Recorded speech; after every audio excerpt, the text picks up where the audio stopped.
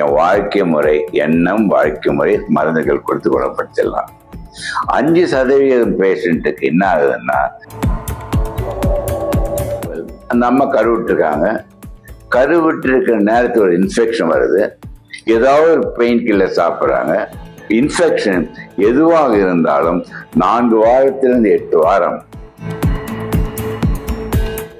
லென்ஸ்ல பார்க்க முடியாது, மைக்ரோஸ்கோப்ல தான் பார்க்க முடியும். அந்த நரம்புகள் பாதித்தால் தான் ஹார்ட் பிளாக். இந்த ஹார்ட் பிளாக் வரும்போது என்னன்னா, எக்ஸ்ட்ரா வெயிட் இருக்கும் பொழுது, ஸ்ட்ரெயின் ஆகும் பொழுது அவங்களுக்கு மாரடைப்பு வர ரொம்ப வாய்ப்புகள் அதிகம். ஜீன் தெரப்பின்னு வரப்போகுது. அந்த வியாதியுடைய ஜீனை கண்டுபிடிப்போம், ஜீன் இன்ஜினியரிங் பண்ணி ஜீன் மாடுலேஷன் வச்சு நம்ம முதல்ல 80, 90, 70, 60க்கு மிஞ்சி பின்னால வந்த ஹார்ட் அட்டாக்லாம் இப்ப சின்ன வயசுலயே வந்துருது, 20ல 30. அதற்கு என்ன தெரியுமா, உங்க கேள்விக்கு மாதிரி உனக்கு சொல்லிடுறேன். இது எப்போ டென்ஷனா இருக்கானு என்ன தெரியுமா ஆகுது, அவனுக்கு ப்ரெஷர் கூடிடுது. ப்ரெஷர் கூடும்போது சுகர் கூடுது. சுகரும் ப்ரெஷரும் கூடும்போது உங்க கல்லீரலே உங்க கொலஸ்ட்ரால் உண்டு பண்ணிடும், கொலஸ்ட்ரால் கூடிடும். இதெல்லாம் சேர்ந்து ரத்த குழாய் அடைப்படுதுன்ட்டு அடல்ட்டுக்கு சொல்றான். இப்ப குழந்தைங்க பிறக்குது, அந்த குழந்தைங்களுக்கு ஒண்ணுமே தெரியாது, எதுவுமே தெரியாது. அந்த குழந்தைகள் ஏற்படுகின்ற வியாதிகளை கன்ஜெனிட்டல் ஹார்ட் டிசீஸ் சொல்றோம்.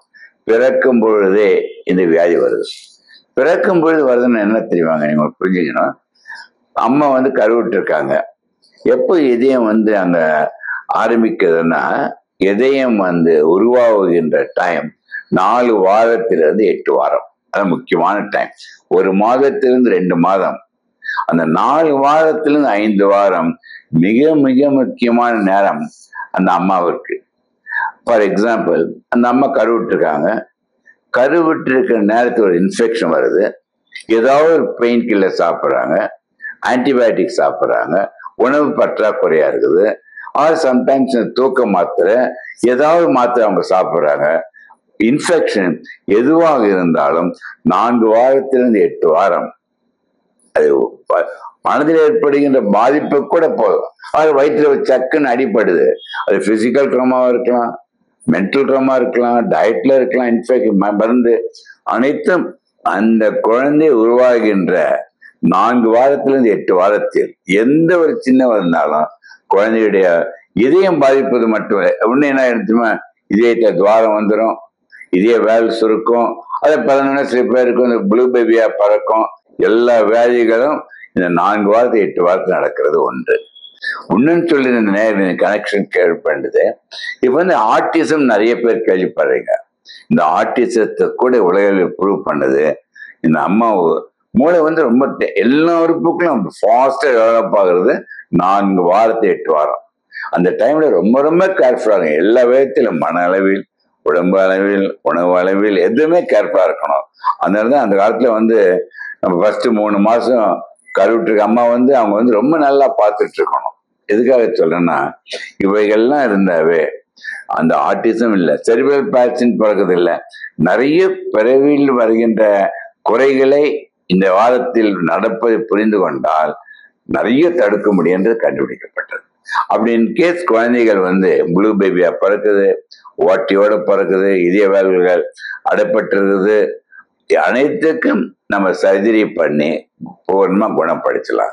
பட் சில குழந்தைகள் வயிற்றில் இருக்கும் பொழுது 1, 2, 3 செய்து 4, 5 சேர்ந்து ஒரு காம்ப்ளிகேஷன் இருக்கு. எப்படி தெரியுமா, இடது பாகம் ரத்த குழாய் வலதுல இருக்கும், வலது பாகம் அறைகள் லெப்ட்ல இருக்கும், 2க்கும் கனெக்ஷன் இருக்கு. அதை விட இருக்கும்போது காம்ப்ளிகேட்டட் கன்ஜென்டல் ஹார்ட் டிசீஸ் இருந்ததுன்னா ரொம்ப கஷ்டம். என்ன ஒன்று, மூளை வளர்ச்சியே இல்லைன்னு வரும். வளர்ச்சி உறுப்புகள் இல்லைன்னா நம்ம மெடிக்கல் டெர்மினேஷன் பிரெக்னன்சி பண்ணிடணும். ஏன்னா அந்த குழந்தை பிறந்த பிறகு அம்மா அப்பாவுக்கு பெரிய கஷ்டம். அது டாக்டருங்க சொல்றபடி லீகலா அலவுட். அது கண்டுபிடிச்ச பிறகு நம்ம அது முழு குழந்தையா வெளியில வந்தோம்னா அனைவருக்கும் அது கஷ்டமாயிடும். ஒரு 100 பேஷண்ட் என்கிட்ட வராங்க வச்சுங்க. 100 பேஷண்ட்ல இன்று வரை 95% பேஷண்ட்டுகளுக்கு என் வாழ்க்கை முறை, எண்ணம், வாழ்க்கை முறை மருந்துகள் கொடுத்து குணப்படுத்திடலாம். 5% பேஷண்ட்டுக்கு என்ன ஆகுதுன்னா, நான் ஸ்டென்ட்டோ பைபாஸ் இதெல்லாம் பண்ண வேண்டிய அவசியம். ஸ்டென்டிங் போடலாம், 2, 3, 4 எத்தனை ஸ்டென்டாலும் போட்டு அவங்க குணப்படுத்த முடியும் அந்த 5%. ஏன் இந்த கருத்து சொல்றேன்னா, ரத்த குழாயில் அடைப்புறதுன்னு வச்சுங்க யாருக்காவது இந்த வாழ்க்கை முறையை மாற்றி அமைக்கும் பொழுது என்ன வாழ்க்கை முறை? எதிர்மறையில நேர்மறை எண்ணம், மன மகிழ்ச்சி, காய்கறி பழங்கள் நன்றாக சாப்பிடுவது, உடற்பயிற்சி இன்றியமையாக்கி கொள்ள வேண்டியது, உடல் எடை சீராக, புகைப்பிடிப்பை தவிர்ப்பதில் புகைப்பிடிப்பு கிட்ட கூட நீங்க போகக்கூடாது.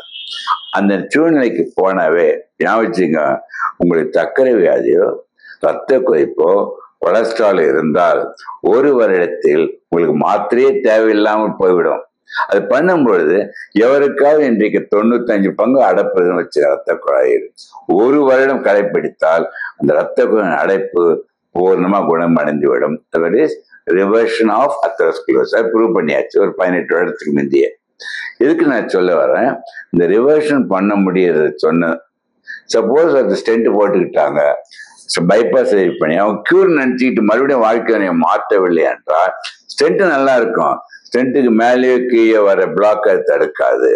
ஸோ வாழ்க்கை முறை மாற்றி அமைப்பது என்று வருவதற்கு முன்பும் வந்த பிறகும் மாற்றி அமைத்தால்தான் அது பலன் கிடைக்குமே தவிர மறுபடியும் ஒரேடியா டென்ஷன்ல இருந்தா ஒண்ணுமே பண்ண முடியாது. அதுலயும் மாற்று கருத்து கிடையாது.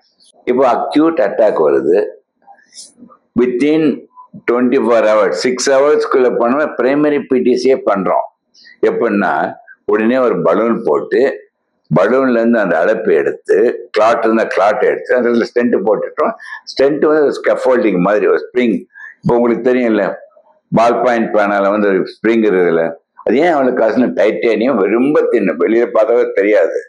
அந்த ஸ்டென்ட்டை போட்டுட்டோம்னா ரத்த குழாய் விரிவடைந்து சுருங்காமல் பார்த்து கொண்டு ரத்த ஓட்டத்தை சீரா பார்த்துட்டு இருக்கிறது தான் அந்த ஸ்டென்ட். அது பேர் ட்ரக் எலியூட்டிங் ஸ்டென்ட்னு பேர். இப்போ எல்லா இடத்துலையும் கிடைக்குது, பட் எல்லா கவர்மெண்ட் ஹாஸ்பிட்டலையும் கிடைக்குது. காஸ்ட்லி நினைச்சு ஒரி பண்ண வேண்டாம், எல்லாத்தையும் கிடைக்கும்.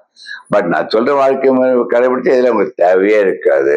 இது அனைவருக்கும் தேவையா உங்க மருத்துவர் தான் பார்த்து ரொம்ப சரிப்படுத்தணும்னு நினைக்கிறேன். பலூன் வந்து டைலேட் பண்ணி பலூனோட விட்டோம்னா மறுபடியும் கட்டாயம் ரத்த சொல்றீங்கன்னா பலூன் பண்ற இடத்துல எல்லாம் நம்ம வந்து ஸ்டென்ட்டை போடணும். பேஸ் மேக்கர் எப்படின்னா இதயம் வந்து 70 தடவை துடிக்குது. இது இதய ரத்த குழாய் பிளாக்கை பத்தி பேசணும். இதயத்திற்குள் வருகின்ற ஸ்மால் நர்வ்ஸ் எப்படி இருக்குன்னா முடியை விட 101 பங்கு தான் மெலிச கோடு. அதுக்கு நம்ம கண்ணில் பார்க்க முடியாது, லென்ஸ்ல பார்க்க முடியாது, மைக்ரோஸ்கோப்ல தான் பார்க்க முடியும். அந்த நரம்புகள் பாதித்தால் தான் ஹார்ட் பிளாக். இந்த ஹார்ட் பிளாக் வரும்போது என்னன்னா 70 தடவை துடிக்க வேண்டிய இதயம் 40-30 தடவை துடிக்கும் பொழுது அவங்க இறப்பதற்கு வாய்ப்பு உண்டு. அப்போ ஆர்டிபிஷியல் பேஸ் மேக்கர் ஜெனரேட்டர் இதை பார்த்து சின்ன இப்பெல்லாம் வர்றது ஒரு காயின் சைன்ஸா இருக்குது. அது வந்து நம்ம தோலுக்கு இந்த லெஃப்ட் ஹேண்ட் சைடு ஸ்கின்னு கீழே பொருத்திட்டு அது ஒயர் மூலம் ரத்த குழாய் மூலம் இதயவுடைய அறைக்கு அனுப்பிச்சிட்டு அந்த ஆர்டிபிஷியல் பேஸ் மேக்கர் அந்த இதய துடிப்பை மறுபடியும் 70 தடவை சீரா துடிக்க வச்சோன்னா அதை காப்பாற்றி விட முடியும். அது எந்த வயசுலையும் போடலாம். இது சர்ஜன் பண்ண வேண்டியதில்லை. மயக்க மருந்தும் ஆப்ரேஷன் தியேட்டர் வேணா நாங்களே பிசிஷியன்ஸ் அது நான் கூட ஆக்சுவலி 1972 ஃபர்ஸ்ட் பேஸ் மேக்கர் போட்டேன் நம்ம தமிழ்நாட்டிலேயே. அப்போ வந்து அந்த பேஷண்ட்ல இப்போ ரொம்ப சில பேஷண்ட்ஸ் ஆனால் ஒரு 10-15 வருடம் தான் வேலை செய்யும். உடனே ஜெனரேட்டர் மாத்திரம் மாற்றிக்கிட்டு இருந்தா தே கேன் லீவ். இப்போ வந்து ஒரு வாங்கி போட்டு வச்சு கவர்மெண்ட் ஹாஸ்பிட்டல் எல்லாம் ஃப்ரீயா இருக்குது. ப்ரைவேட்டை போய் ஜெனரேட்டர் ஒரு பே பண்ணிட்டு லைஃப் லாங் அவங்க பேஸ் மேக்கர் போடுறதுக்கு அவங்க பயனடையும். ஸோ பேஸ் மேக்கர் போடுறது தேவைப்பட்டால் சப்போஸ் பேஸ் மேக்கர் போட்டுப்பாங்க, ஹார்ட் அட்டாக் வராதுன்னு தெரியும். ஹார்ட் அட்டாக் ரத்த குழாய் அடைப்பு, பேஸ் மேக்கர் இதயத்தில் நரம்புகளுடைய செயலற்று போவதால் பேஸ் மேக்கர் ரெண்டுத்தையும் ஒன்று முடியாது. சில பேருக்கு நம்ம ஸ்டென்ட்டும் போடணும், பேஸ் மேக்கர் வைக்கணும், டிபெண்ட்ஸ் அப்பான் த நீட். ஆனால் பேஸ் மேக்கர் வச்சு அவங்க சாதாரண எல்லா வேலையும் செய்ய முடியும். மிஞ்சதான் கரண்ட்டு கிட்டே முடியும், எல்லாம் பண்ணலாம். Only thing high magnetic source இருக்கு, ரேடார் இருக்கிறத போகக்கூடாது. இப்போல்லாம் எம்ஆர்ஐ பண்ணும்போது அதுக்கு ரெசிஸ்டன்ஸ் பேஸ் மேக்கரோட வந்துச்சு ப்ராடக்ட்.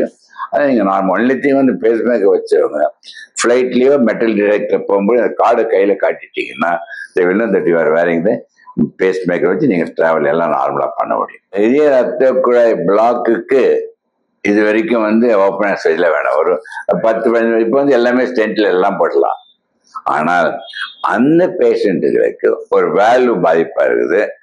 அந்த அட்டாக் வந்து இதயத்தில் துவாரம் உண்டு பண்ணிடும், விஎஸ்டின்னு துவாரம் வரும்.